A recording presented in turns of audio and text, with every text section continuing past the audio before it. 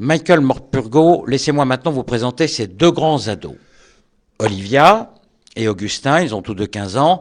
Ce sont ce que j'appelle mes goûteurs de livres. Ils ont eu la chance de pouvoir lire avant tout le monde votre dernier roman, Seul sur la mer immense. Et je pense que c'est toujours un privilège pour un écrivain de pouvoir faire face à ceux qui l'aiment et qui le lisent. Ils ont probablement beaucoup de choses à vous dire, mais d'abord, mes grands, j'aimerais savoir si la discussion que nous venons d'avoir avec Michael éclaire d'un jour nouveau ce que vous avez lu. Nous allons commencer par Olivia. Oui, tout à fait. Moi, ça m'a donné plus de renseignements parce qu'il y avait des petits détails que j'avais oubliés. Et on a aussi rappelé comme ça les personnages clés et les éléments les plus importants de l'histoire, comme l'albatros et la clé, et surtout la passion de la mère pour le héros. Augustin? Moi, j'ai trouvé que ce roman était écrit avec beaucoup de réalisme et notamment grâce à l'expérience personnelle de Michael Morpurgo, puisqu'on a vu qu'il connaissait Megs, Molly et son mari. Et j'aimerais savoir s'il y a d'autres passages qui sont inspirés de son expérience personnelle. Le Womba, Henri, comme j'ai déjà dit, c'est vraiment un ami maintenant de mes rêves. Je crois non, le reste sont inventés. C'est intéressant le métier d'écrivain. Pour moi, c'est que je ramasse les vérités et je mélange ça avec la fantaisie. Voilà, je crée des personnages, j'ai créé la plupart des personnages dans ce roman. Moi, je voudrais vous demander, à tous les deux, cette période, on est au lendemain de la Seconde Guerre mondiale, est-ce que vous aviez entendu parler de cette période où il y avait tous ces orphelins qui partaient pour de nouveaux continents? Est-ce que c'est quelque chose que vous avez appris en classe, dans les livres d'histoire? Est-ce que c'était une découverte pour vous? Parce que les jeunes comme Arthur, ils sont des milliers à être expatriés à l'époque. Est-ce que vous le saviez, Olivia? Pas du tout. D'ailleurs, ça a été une découverte et à ce jour, je ne savais pas qu'une information et un événement aussi important pouvaient être cachés. Et puis, je trouve ça très bien qu'à la fin, vous avez mis des informations sur ce moment historique qui est assez important. Et c'est vraiment bien et ça nous apprend plein de choses en même temps. C'est pas écrit pour ça, mais je suis en train vraiment de découvrir les explications pour moi. Parce que, comme la plupart de gens de ma génération, je suis un enfant de la guerre.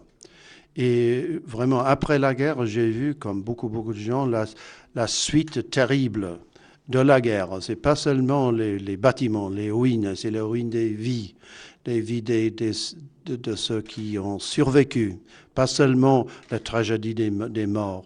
Et c'est ça que moi j'ai pris pendant ma vie.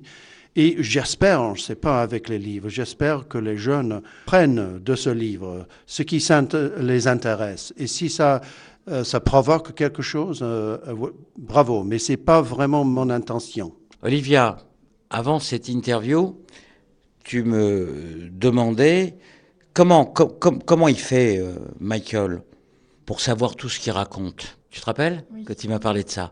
On peut peut-être le transposer d'une autre façon.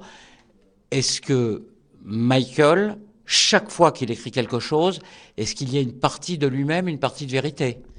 Tout à fait. Et aussi, je voulais en même temps demander si vous aviez dû en même temps rencontrer une personne qui avait vécu un moment dans une ferme en Australie où vous aviez des amis proches qui ont dû aller là-bas. J'ai lu le mémoire d'un de ses enfants, maintenant naturellement un homme, qui a écrit dans un journal l'histoire assez courte de ses expériences. Mais je mélange ça avec mon enfance. Parce que pendant mon enfance, j'étais envoyé dans un pensionnat. C'est pas une ferme terrible en Australie, mais c'est loin des parents.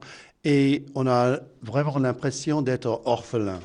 Parce qu'on est vraiment pour 14 semaines, comme ça, sans parents. Voilà, c'est un peu un mélange de ces expériences de ce petit garçon australien, maintenant vieillard comme moi, et vraiment mes expériences comme un enfant. Augustin? Est-ce que vous relisez vos livres que vous avez écrits il y a longtemps? Quelquefois, oui, devant les gens, pour peut-être donner un goût de l'histoire.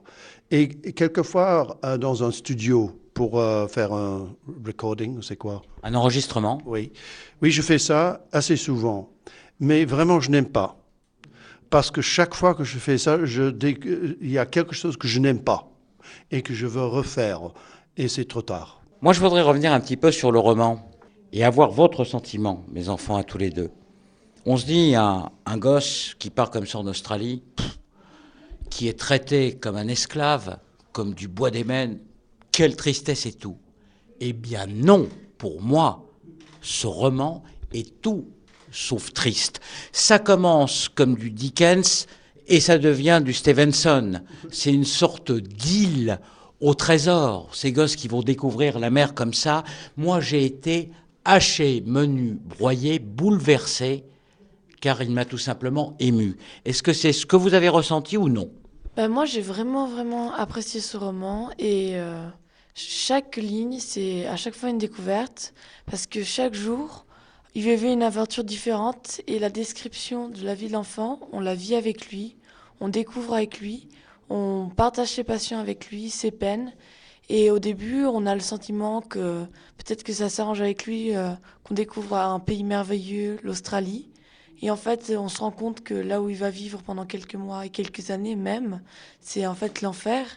Et avec lui, on a cette envie de s'enfuir, de partir loin. Et donc, on apprécie vraiment le roman, on est dedans. Et il est vraiment bien. Michael, d'abord la bonne nouvelle c'est qu'elle n'a pas été payée, en tout cas très cher. Moi je trouve que ça se passe plutôt bien. Je paye plus tard. Hein. Ouais, après, Augustin, ton sentiment ?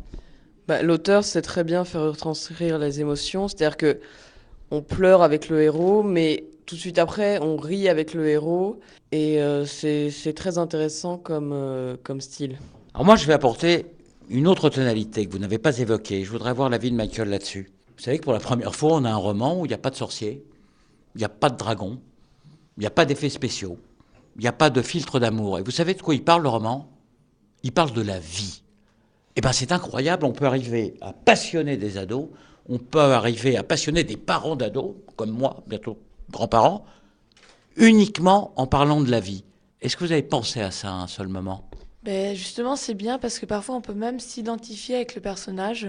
Et vraiment, ça peut vraiment passionner parce que aujourd'hui, les écrivains vont plutôt se caractériser dans le fantastique avec des super-héros qu'on ne pourra pas prendre comme exemple.